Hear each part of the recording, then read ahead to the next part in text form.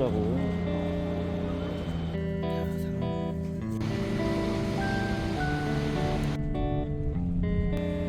확실히 도시 느낌이 납니다. 이날은 화요일이었다. 더 이상 미룰 수 없기에 오늘은 나고야로 향하기로 결정했다. 오늘은 조금 늦게 일어났던지라 사장님과 인사를 하지 못하고 떠나게 되었다. 아쉬웠다. 참 정감 가는 숙소였는데 다음 여정에서도 비슷한 느낌의 숙소가 나왔으면 좋겠다. 4일차가 되니 전철 지나다니는 건 더 이상 신경 쓰이지도 않았다. 적응이 돼버렸다. 갖고 온 짐이 별로 없긴 했으나 빼먹은 게 없는지 확인하고 교토역으로 향하기로 했다. 2인실이었지만 비수기의 온덕에 독방으로 아주 기분 좋게 쓰고 갔다. 역시나 오늘도 집에서 나오자마자 공동묘지가 눈에 띄었다. 일본 사람들은 무섭지 않은가 보다. 8시 10분쯤에 나왔기에 교토역까지 여유있게 갈 줄 알았는데 약간의 착오가 있었다. 버스를 안 타봐서 버스를 타고 가보기로 했는데 생각보다 먼 곳에 정류장이 있었다. 테이프 더 발라요. 전철을 타고 가면 좋았겠지만 낭만을 포기할 수 없었기에 일부러 고생을 사서 했다. 교토역으로 가자. 나고야는 진정한 대도시이기에 교토를 벗어나면 느끼지 못할 일본풍 제대로 축적해갔다. 시끄러운 소리가 들려서 쳐다봤더니 어르신이 옛쪽으로 하고 계셨다. 매너가 지져버렸다.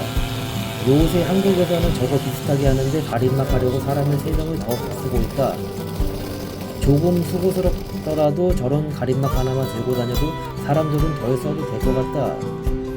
구글맵만 믿고 갔는데 큰일 날 뻔했다. 버스가 1시간에 한두 대만 다닌다. 시골 인정이다. 이 버스를 못 탔다면 나고야행 버스를 못 타고 20분도 걸어가 전철을 타야 했다. 일본 성향에 맞지 않게 버스가 3분 정도 늦게 도착했다. 오늘 버스가 안 오는지 알았다. 일본은 지역마다 버스 요금을 내는 순서가 달라서 정말 헷갈린다. 어려운 민영화다.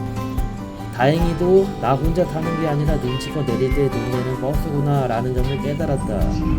20분 정도 타다 보니 교토역에 도착했다. 일본 버스 기사님들은 정말 신사다운 것 같았다. 지폐가 아니라 동전도 바꿔서 넣어야 되네. 참 이상한 시스템이야. 일본 버스의 답답한 점은 지폐를 내면 거스름돈을 주는 게 아니라 잔돈을 받고 요금을 다시 내야 한다. 일요일 오전만큼 사람이 미어터지지는 않는 교토역이었다. 고속버스표 밖으로 찾아갔다. 아라시야마, 기요네주 등 관광지 가는 사람들 참 많았다. 이번에 못 가봐 아쉬웠다. 역시나 표는 사전에 예매해서 1200엔 싸게 구매했다. 어디서 바꾸는지는 안 알아보고 왔다. Have to show QR 코드 or 이제 이렇게. Question. Do I put more than $3,000? I'm here for about a week. 목소리가 기깔난 서양 아저씨 옆에서 소극적인 중등형으로 티켓 교환을 물어봤다. 포메이션. QR코드 익스체인지는 옆으로 가래서 옆으로 갔다. 재밌는 일이 생겨났다. No, no, this is bus ticket. Please show driver. This, please show driver. This, please show driver. 드라이버? Yes, please show driver. Please show driver. Please show driver. 와리즈 드라이버? Hi? 와리즈 드라이버? Driver, please show driver. 드라이버? Yes. Please show driver. That's the meaning. 당황스러운 쇼미더 드라이버를 알아듣고 내가 탈 버스를 찾으러 나섰다.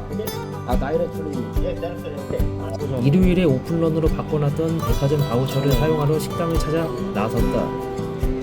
백화점은 10시 개장이라 그 전에 문을 열었을 것 같은 브런치 카페를 찾아 나섰다.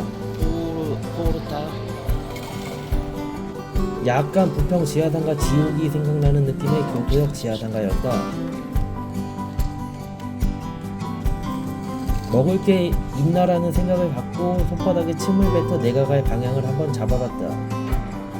그랬더니 소박하지만 아주 고급 느낌의 브런치 카페가 나와서 핫케이크를 보고 들어갔다.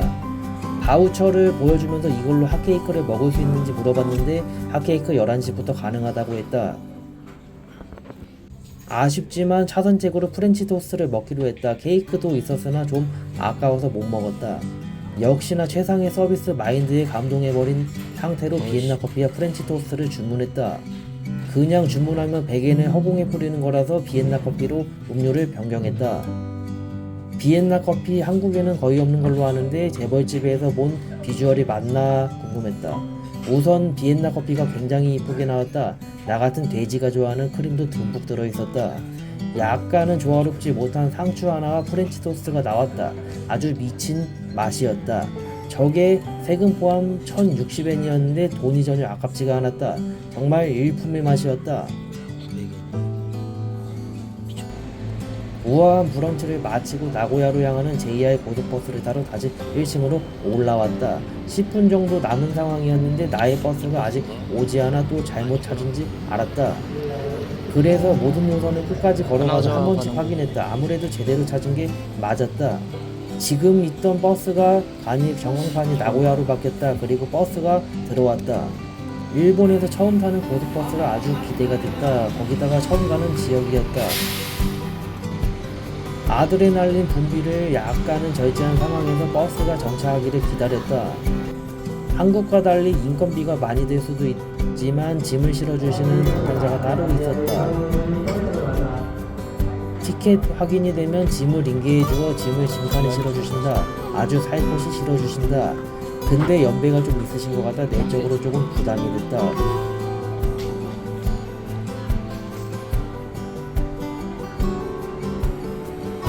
나는 지르 티켓이 아닌 QR코드로 검사를 받았다. 이게 아니면 못하는 거라 긴장이 돼버렸다. 버스에 오르면서도 인포에서 들었던 도라이바가 전두엽에 꽂히고 있었다.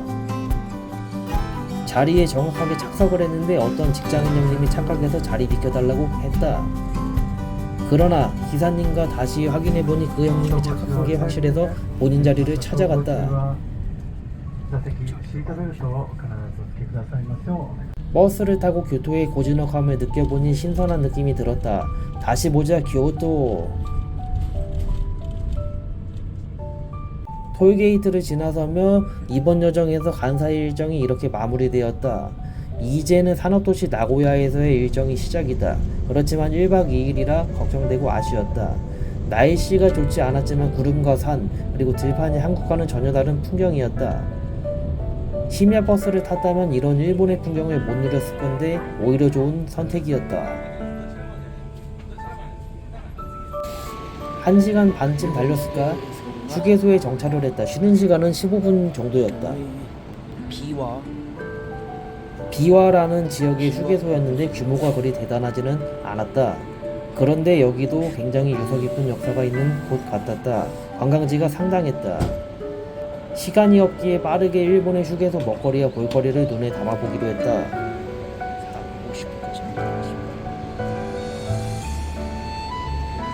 우선 휴게소 규모가 그리 크지는 않아서인지 우리나라처럼 노점자파는 보이지 않았다.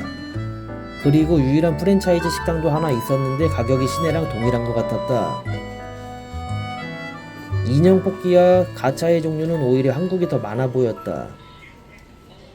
대신 아주 다소곳한 배치로 지역 특산품이 어마무시하게 팔리고 있었다.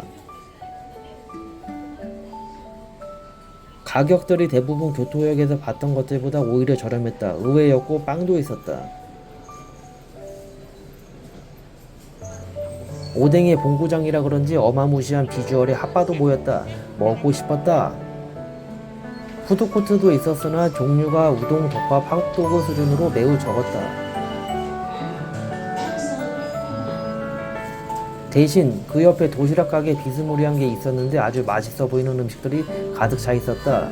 일본 지역 특색이 담긴 야채들도 많이 팔고 있었다. 뭐가 있나 한번 둘러봤다. 도시락, 샌드위치, 삼각김밥 등 간편식들이 팔리고 있었는데 가성비가 아주 상당했다. 특히 돈까츠 샌드가 굉장한 비주얼이었는데 힘이 고민됐다. 나고야 미숫가츠를 위해 포기했다. 만약 나고야가 돈가스가 유명하지 않았다면 나는 저걸 사 먹었을 것이다. 이성을 잃을 뻔했었으나 도착까지 1시간 남기도 했고 버스에서 먹으면 민폐일 것 같아 포기했다.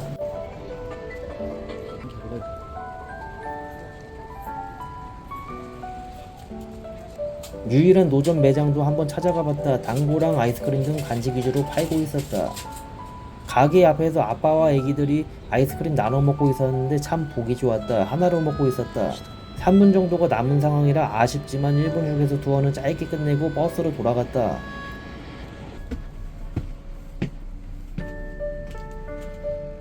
버스 외관에 비해 내부가 조금 아쉬웠던 알록달록한 카멜레온 버스였다.